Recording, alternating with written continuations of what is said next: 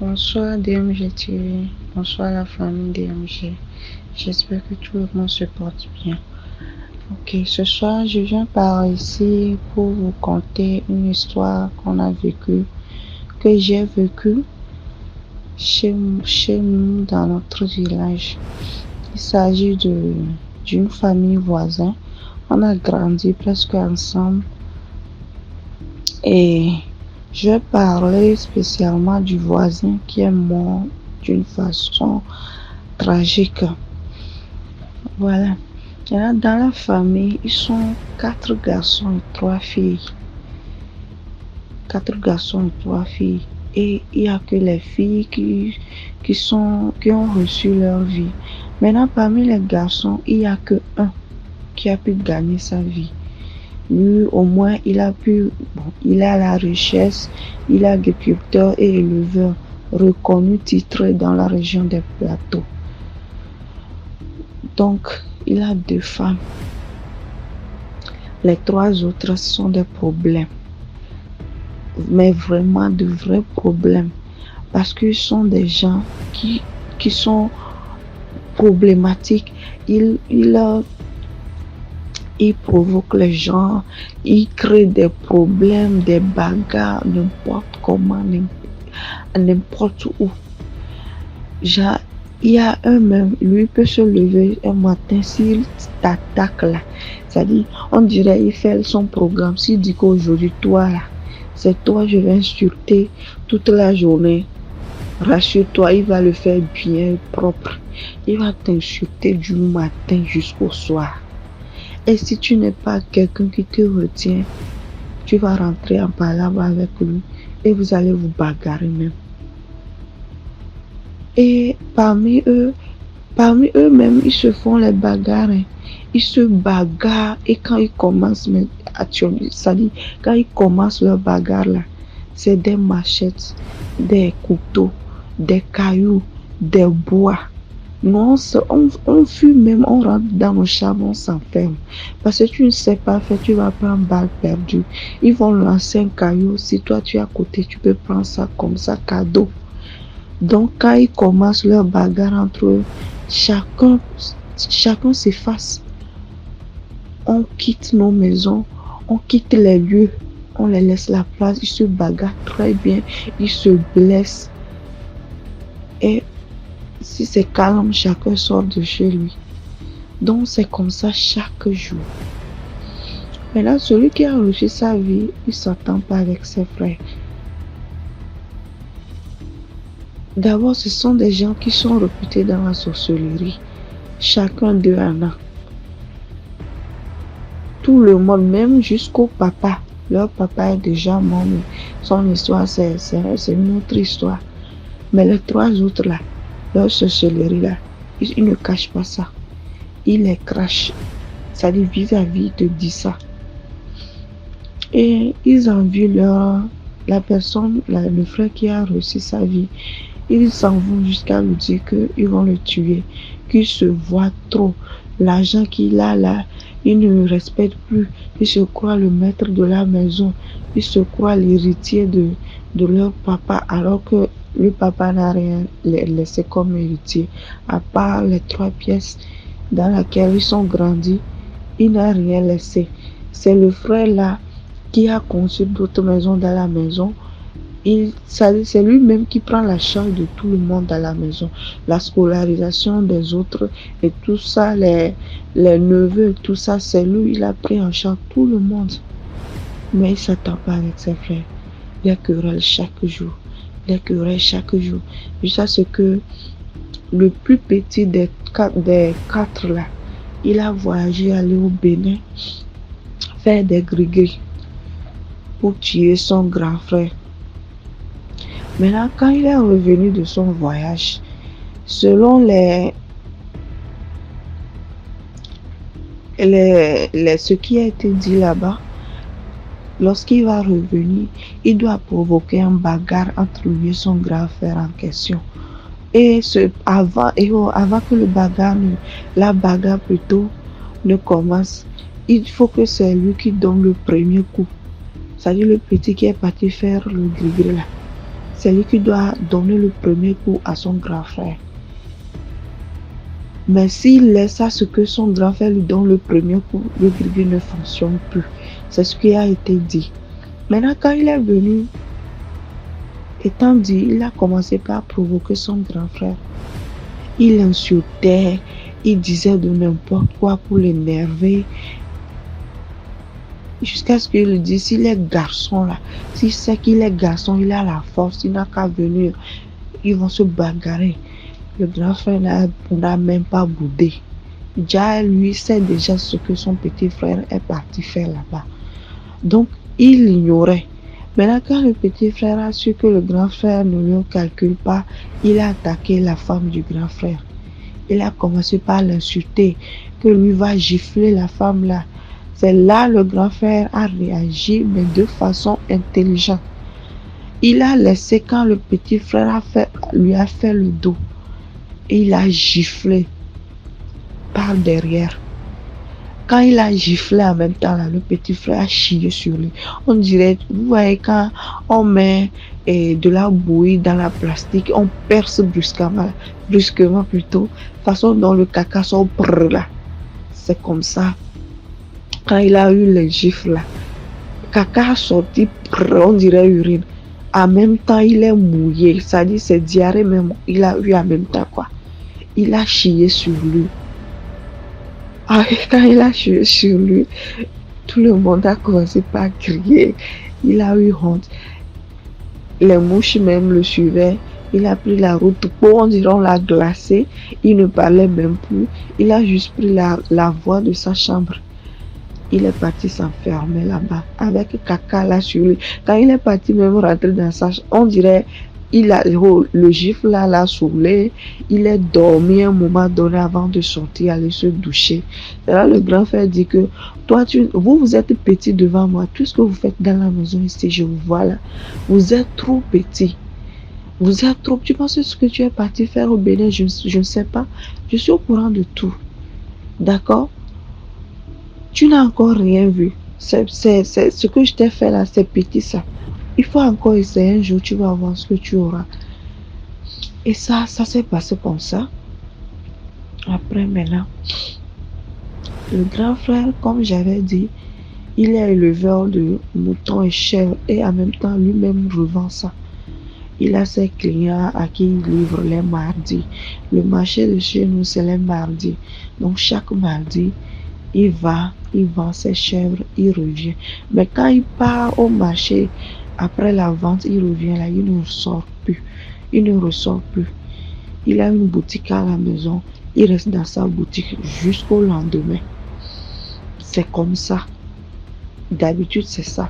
Il ne ressort plus après être revenu du marché. Maintenant, un mardi, on était là, il est revenu comme d'habitude, mais très joyeux. Il a appelé l'enfant de sa deuxième femme. C'était la petite, la Benjamin de tous ses enfants. Il a appelé et il s'amusait avec l'enfant. Il a acheté, le jour-là même, moi je vendais l'arachide parce que c'était le moment des vacances. On fait nos petits jobs, donc on prépare de l'arachide frais. On vend chaque mardi sur notre devanture là-bas. Donc, il a acheté l'arachide là. Il mangeait avec son enfant, très content. Il taquinait l'enfant, il riait d'une façon. Tellement il était content, on ne savait pas d'où provenait sa joie. Ah, c'est bon, on est là. Brusquement, il a appelé sa femme. Il s'est levé d'une façon brusque, comme si quelqu'un qui a reçu un coup de fil. C'est-à-dire, on ne l'avait pas sonné, il n'avait pas reçu d'appel. Mais la façon dont il s'est levé, on dirait on l'a appelé. Et il s'est levé en même temps. Il appelle sa femme de venir rester, sa deuxième femme, de venir rester dans la boutique. Il doit sortir, qu'il doit retourner au marché, aller récupérer quelque chose. Sa femme dit, aïe, mais tu viens de rentrer, non? C'est quoi? Il y a dessus urgent et tu pars vite comme ça. Il dit, non, qui va revenir tout à l'heure? Quel gars de la boutique qu'il arrive? Il est parti prendre sa moto. Il est sorti. Quand il est sorti, ça n'a même pas fait 5 minutes. Nous, on n'est pas loin de la route internationale. Genre, si tu sors, on est sur une voie, la voie qui part traverser la route internationale et qui va directement au marché. Si tu es chez nous, tu sors sur la voie, tu peux voir la route internationale de loin. Donc, on voit c'est-à-dire, on attend les aides-man qui revenaient de là, qui disent qu'il y a eu un accident, qu'il y a eu un grave accident et la personne est morte sur place. Mais on se demande c'est qui a eu cet accident. Ça n'a pas duré. Il y a un ami, un monsieur qui revenait du marché, qui vient informer la famille, c'est-à-dire nous qui étions là-bas, que c'est comme ça, le grand frère là a eu un accident, que c'est lui qui a eu l'accident et il est mort sur place. Comment ça? Et il nous raconte comment ça s'est passé. Il nous fait savoir que quand il voulait traverser la route, on ne sait pas comment ça s'est passé. Il était seul, ce n'est même pas qu'il y a une voiture qui l'a cogné. Seul, il est tombé. C'est-à-dire, c'est comme si quelque chose l'a transporté, allait jeter dans le caniveau, quoi. Et maintenant, quand il est tombé, il n'est pas mort en même temps. Hein. Quand il est tombé, de toute façon, dans sa tête, il a cogné les pierres, les cailloux d'à côté du caniveau, là. Il tremblait, le sang jaillissait. Mais personne ne voulait s'approcher de lui. C'est comme ça, il tremblait jusqu'à ce que ça lui... Il s'est éteint. C'est quand il s'est éteint maintenant, les gens ont vu qu'il ne bouge plus et ils courent maintenant pour aller voir si il va bien. Ils sont partis le voir, il ne bouge plus, ils l'ont transporté, amené à l'hôpital, on leur fait savoir que non, la personne est déjà morte.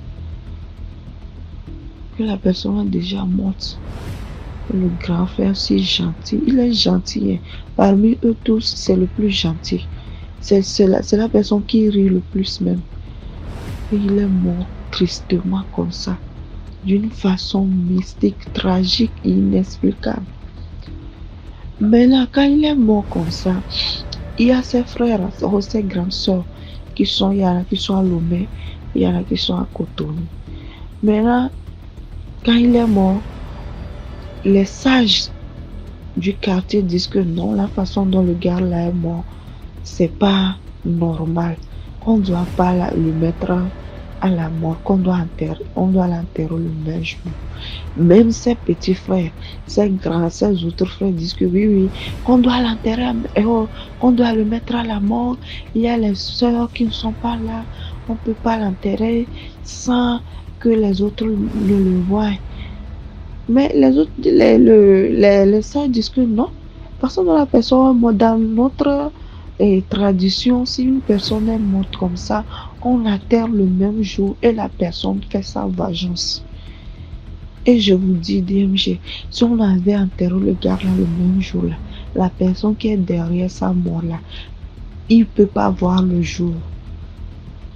Il ne va pas voir le jour parce que le gars là, c'est vrai, il est gentil, mais si tu le cherches là, tu vas le trouver. Il agit bien propre.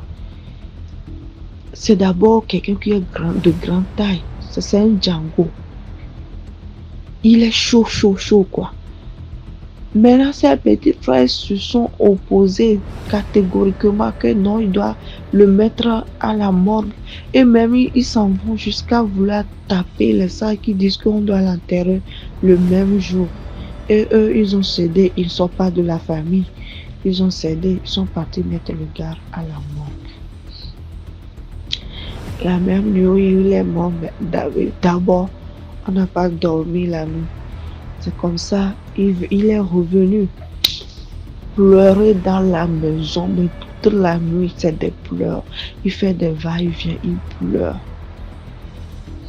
Le lendemain, quand ses soeurs, on a appelé rapidement, ses soeurs, elles sont venues. On a organisé l'enterrement, on l'a enterré toute la semaine. C'est des pleurs dans la maison. Il vient toutes les nuits, il pleure. Maintenant, ils sont partis demander. Ils ont dit que, ça, ils sont partis demander quoi. voir ce qui se passe, pourquoi sa présence encore. Et on les a fait savoir qu'il s'est gravement blessé lors de son accident. Donc les blessures lui font mal. Il va falloir chaque nuit chauffer de l'eau, déposer dans la maison, comme ça il va venir et soigner ses blessures. Et c'est ce qu'ils ont commencé par faire. Les peurs ont cessé un peu. Maintenant, il y a une vieille dame chez nous qui vend comme chaque matin. La dame se lève souvent très tôt le matin. Il fait ses préparations et le jour venu, il va. Maintenant, un jour, un matin très tôt, elle s'est levée comme d'habitude pour aller mettre en place sa chose. Elle a croisé le monsieur, la personne qui est morte là. Elle l'a croisé.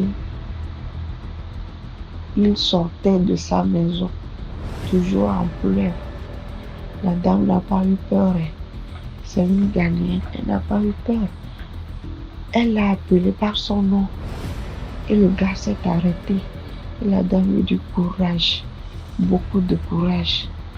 Beaucoup de courage, mon fils. Que Dieu t'accorde la paix. Que Dieu t'accorde la paix, beaucoup de courage. Il s'est arrêté, il a écouté tout ce que la dame a dit. Et il a repris sa route en pleurant.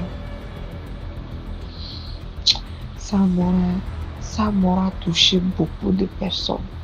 C'est-à-dire, ça nous a anéantis. Ça nous a fait froid au dos. Dans le quartier, c'est devenu calme. Maintenant, quand il est mort,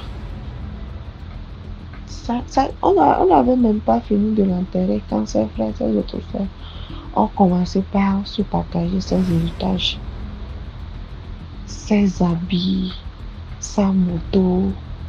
Il avait 2 motos. Il faisait programme même pour acheter une voiture qu'on l'a tuée.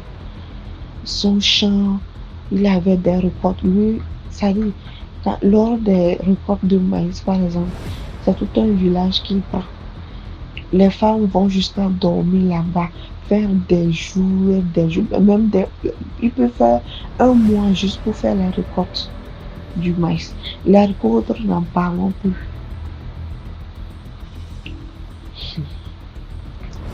Ses frères ont commencé par se partager les choses.